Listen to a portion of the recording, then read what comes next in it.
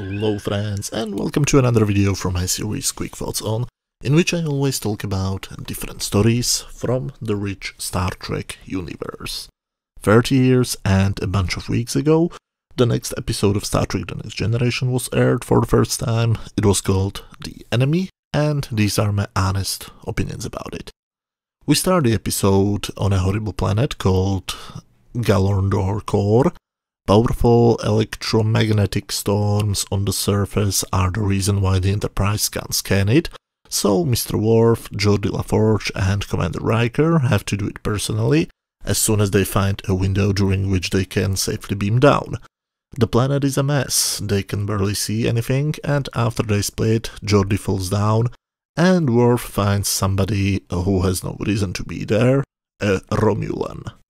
It looks like after he crashed his ship, he sent a distress call, the one which was intercepted by the Enterprise, and then blew his ship up. Worf and Riker are happy they found something interesting, but when they have to beam back on the ship because the window will close itself, Geordi can't be found anywhere. So in the end, they have to beam back without him.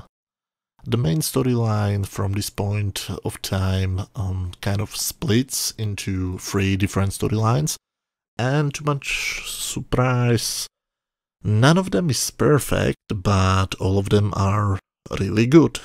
The first storyline deals with Geordi trying to climb back up and get to the original beam down place. Thanks to his brain, he melts the rocks and creates tools using which he MacGyvers himself back up. But something unexpected happens. Geordi, who is supposed to be the only living person on the planet, gets hit on the head. When he regains consciousness, he finds out that he's being held at gunpoint by a second Romulan.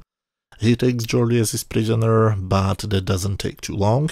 Suddenly rocks fall on him, as they usually do, and Geordi now has the upper hand. So what does he do? Does he run away and lets the Romulan die? Does he take his disruptor and shoots him? Nope. Geordi pulls him out of the rocks and helps him walk. I love little character moments like this. Meanwhile, in Story 2, Wesley Crusher, the wunderkind of the show, comes up with a plan how to create a neutrino beacon. Geordi will see it using his visor, and that's how they will be able to lock him up and beam him back. Also, the Enterprise finds another Romulan ship. Commander Tomalak sends a message to the first Romulan ship that they want to rescue them. Picard forbids him to enter the neutral zone. So they agree that they will meet, and Picard will give him their Romulan officer.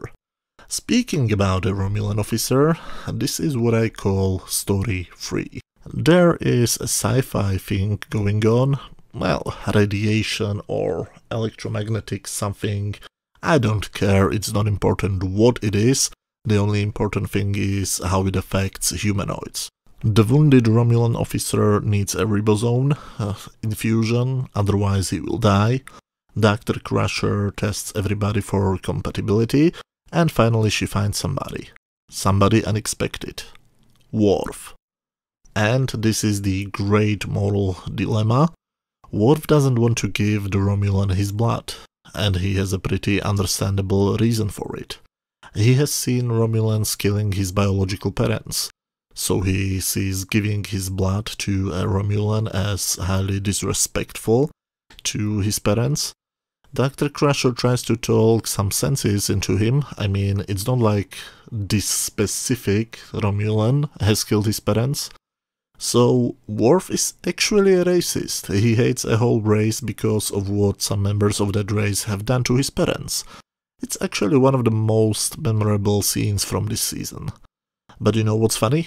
That Worf isn't portrayed here as the villain, but as somebody belonging to a different culture with a different set of values.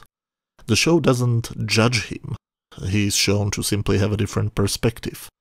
And to be perfectly honest, I don't know if his decision was right or wrong. I personally would give my enemy the blood transfusion. hoping that we will be able to stop being enemies one day, but who am I to judge him?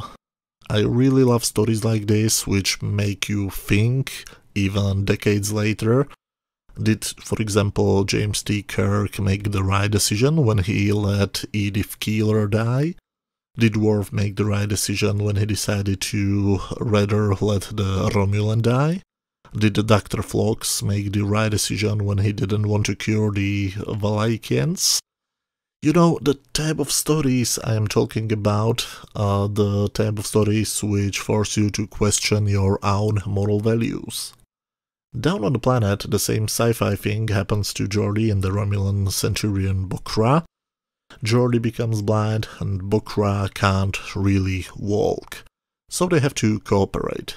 Geordi gives Bokra the instructions how to join the tricorder with his visor to find the beacon, and then helps him to walk there. The enemies had to learn to work together as a team, which is another important story type of Star Trek. Back on the Enterprise, people try to persuade Worf to agree with the transfusion. First Riker, who has a good point. What if Romulans and Klingons became allies one day? I mean, Klingons and humans used to be enemies, and now they're allies, so something like that can happen. How long does he want to keep his grudge? Worf goes to see the patient, who tells him that he wouldn't want his blood anyway, and to be honest, this is the point where I originally thought that that's exactly the reason why Worf will change his mind. But no. Even Picard calls Worf in and tries to explain him that it would be kind of a problem if Tomalak's ship will find a dead Romulan officer on a Federation ship. Worf stands by his principles and openly tells him that he will do it only if Picard gives it to him as an order. Picard looks at him, and instead of an order, he politely asks him to do it, to which Worf declines. I just love this storyline. It tells us so much about our characters. But anyway, even if Worf changed his decision now, it's too late. Dr. Crusher informs them that the officer has just died. And to make things even worse, Tomalak arrives and he's pissed. He's even willing to start a war because of this.